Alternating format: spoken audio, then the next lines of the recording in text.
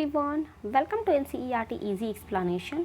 In this video हम बात करेंगे ग्रोथ के बारे में। जैसा कि हमारा चैप्टर चल रहा था प्लांट ग्रोथ एंड डेवलपमेंट। तो ग्रोथ क्या होता है?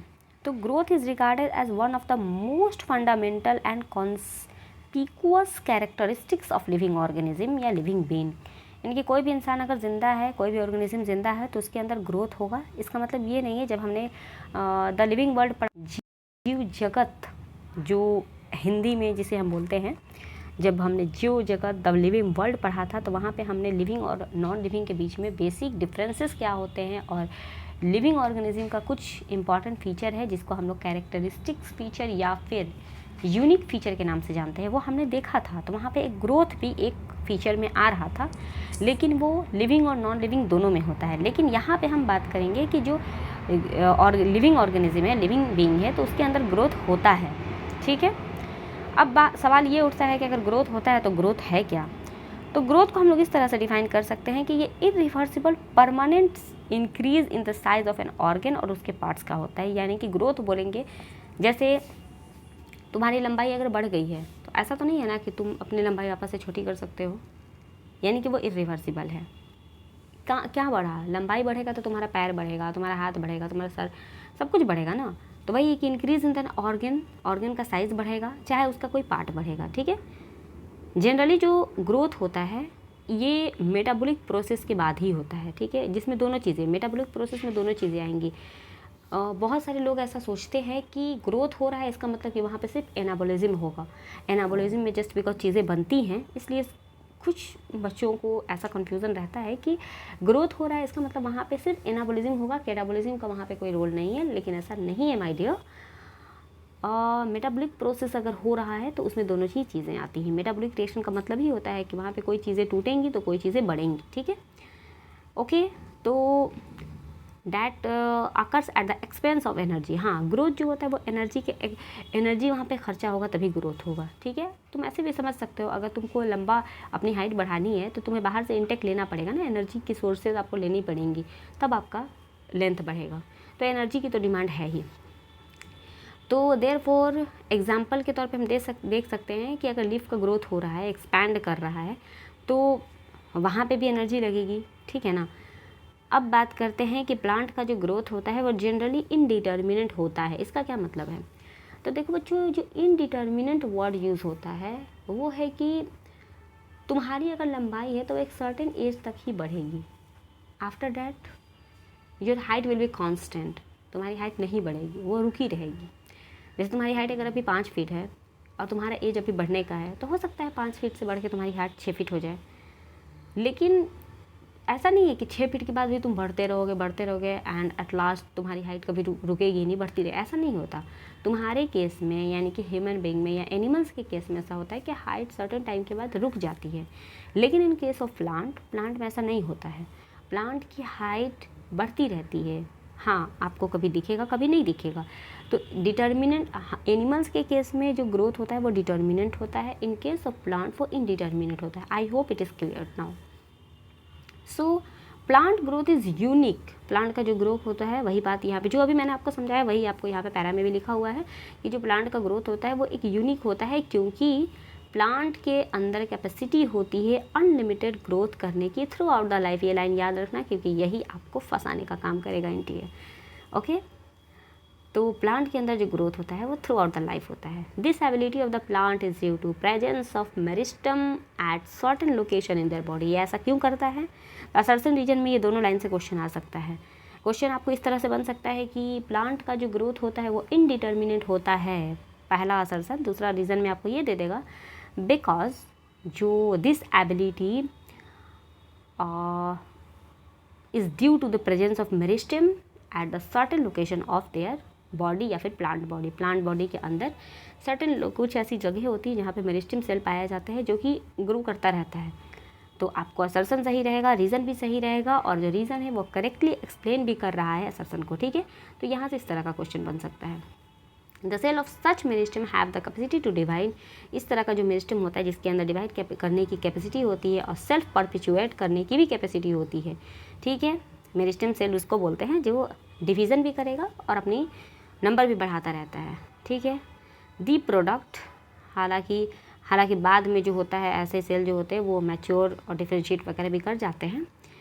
This form of growth where a new cell are always being added to the plant body by the activity of the meristem is called the open form of open form of growth का मतलब वही होता है कि वो हमेशा आपका plant का जो ग्रोथ होता है वो होता रहता है, उसकी लेंथ बढ़ती रहती है। ठीक है, अब बात करते हैं कि अर्लियर क्लासेस में हमने क्या देखा था भाई। रूट एपिकल के बारे में देखा था, शूट एपिकल के बारे में देखा था। चलो यहाँ देख लेते हैं कि आप जानते हैं, क्या जानते हैं कि they are responsible for what, किस चीज़ के लिए response, the primary growth of plant and the principally elongation. हाँ देखो यहाँ पे ये है कि जो प्लांट का ग्रोथ होता है वो लंबाई में ज़्यादातर पहले बढ़ता है, जिसको हम लोग प्राइमरी ग्रोथ बोलते हैं। बाद में कभी भी आप पौधे को देखना कि पहले उसका लेंथ बढ़ता है और कुछ टाइम के बाद जब उसका लेंथ कुछ बढ़ जाएगा तब उसका मोटापा आएगा। तो वही जो लेंथ जो बढ़ता है उसको हम लोग प्राइमरी ग्रोथ बोलते हैं, और जब इसका मोटापा बढ़ेगा तो उसको हम लोग सेकेंडरी ग्रोथ बोलते हैं। लेकिन सेकेंडरी ग्रोथ सब जगह नहीं होता है। ठीक है, कहाँ कहाँ होता है, तो जहाँ पे कैम्बियम प्रेजेंट होंगे वहाँ पे होगा। तो चलो देखते हैं। You also note the dicot plant and gymnosperm the lateral meristem vascular cambium cork cambium appear later in the life. Dicot में और जिम्नोएस्पर्म में जो लैटरल मेरिस्टेम होता है, जब आपने एनाटॉमी जब पढ़ा होगा प्लांट का, तो उसमें आपको जो एक चैप्टर है प्लांट का एनाटॉमी पढ़ना है, तो उसमें ये आपको डिटेल बताया गया है।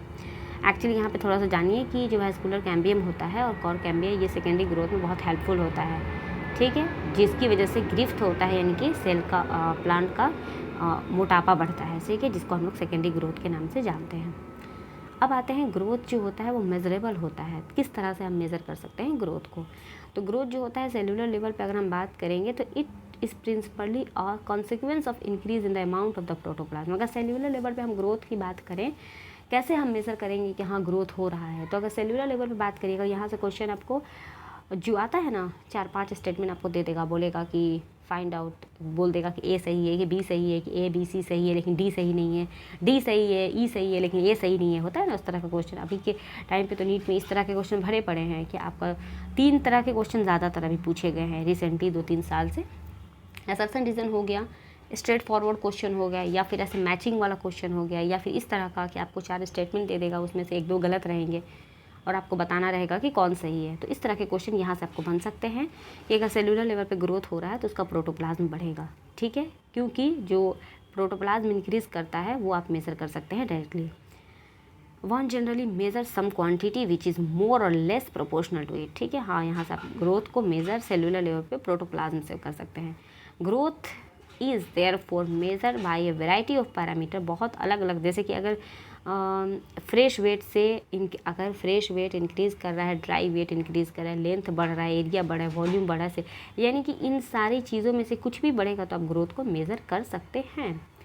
जैसे में एक है कि जो एक सिंगल मेज होता है, सिंगल मेज रूट एपिकल मेरिस्टम जो होता है, उसके अंदर क्या होता है कि give rise to more than 17,500 new cell per hour. यानी कि जो मेज का सिंगल सेल होता है वो 1 घंटे में इतना नया सेल बना देता है। जबकि ये आपको नंबर याद रखना है, जबकि जो वाटरमेलन होता है उसका साइज़ इंक्रीज़ करता है लगभग 3,50,000 टाइम्स। ठीक है, तो जो पहले वाले में था कि सेल का क्या बढ़ रहा था, नंबर बढ़ रहा था, बाद वाले में क्या हो रहा है, सेल का साइज़ बढ़ रहा है। तो इस तरह से जो पॉलन ट्यूब का जो लेंथ होता है वो वहाँ पे क्या बढ़ता है, सरफेस एरिया बढ़ता है। लीफ में पॉलन ट्यूब में लेंथ बढ़ता है, और जबकि डॉर्सीवेंट्रल जो लीफ होते हैं, लीफ के अंदर सरफेस एरिया बढ़ता है। यहाँ पे मिला जुला के बात ये है कि आपको 5 पॉइंट याद रखना है यहाँ से इस पैराग्राफ से, कि अगर सेलुलर लेवल पे आपको ग्रोथ मेज़र करना है तो प्रोटोप्लाज्म आपको मेज़र करना पड़ेगा। अगर आपको मेज़ के केस में मेज़र करना है तो एक सिंगल सेल जो होता है मेज़ का वो लगभग इतना सेल पर आवर बनाता है। ठीक है, इसके अलावा जो वाटरमेलन होता है उसमें लगभग इतना टाइम से इंक्रीज़ कर जाता है साइज़। तो जो मेज़ है इसमें नंबर बढ़ रहा है, इसमें आपको वॉल्यूम बढ़ रहा है। इसके अलावा आपको पॉलन ट्यूब है तो उसमें आपको लेंथ बढ़ेगा, लीफ है तो उसमें आपको सरफेस एरिया बढ़ेगा। ठीक है, तो इतने सारे पैरामीटर्स हैं। उसके बाद हम बात करेंगे कि फेज़ ऑफ ग्रोथ, ग्रोथ का कितना फेज़ हो सकता है। तो the periods of growth is generally divided into 3 phase. 3 phases में आप ग्रोथ के फेज को डिवाइड कर सकते हैं। ग्रोथ का 3 फेज होता है, इतना याद रखिए। पहला होता है मेरिस्टेम। मेरिस्टेम उस फेज को बोलते हैं जिसमें सेल बहुत ज़्यादा डिवाइड करता है। दूसरा होता है डिवाइड करेगा लेकिन एक ही जगह रहेगा। जैसे होता है ना कि एक ही रूम है, बारात निकलने वाली है, अभी निकली नहीं है, सारे लोग एक जगह गैदर हो गए, तो वहाँ पे बहुत सारे लोग एक जगह इकट्ठा होंगे, तो वहाँ पे लोगों का संख्या बढ़ जाएगा ना, नंबर ऑफ़ पीपल्स वहाँ पे इंक्रीज़ कर जाएंगे। तो सेम वैसे मेरिस्टेम में क्या होता है कि बहुत सारे सेल एक जगह इकट्ठा हो जाते हैं। मतलब सेल में डिवीज़न इतना होता है कि वहाँ पे बहुत सारे बाहर से नहीं आते हैं ऑफकोर्स, लेकिन हाँ सेल में डिवीज़न इतना होता है कि वहाँ पे सेल का नंबर बढ़ जाता है। दूसरा आता है इलोंगेशन। अब जाहिर सी बात है बारात जाना है, तो अब धीरे धीरे करके बारात जाएंगे, तो ऐसा नहीं है ना कि सारे लोग उठेंगे, यहाँ से कोई शक्तिमान आएगा ऐसे उठाएगा और ले जाके वहाँ पे पटक देगा, ऐसा तो नहीं होता है।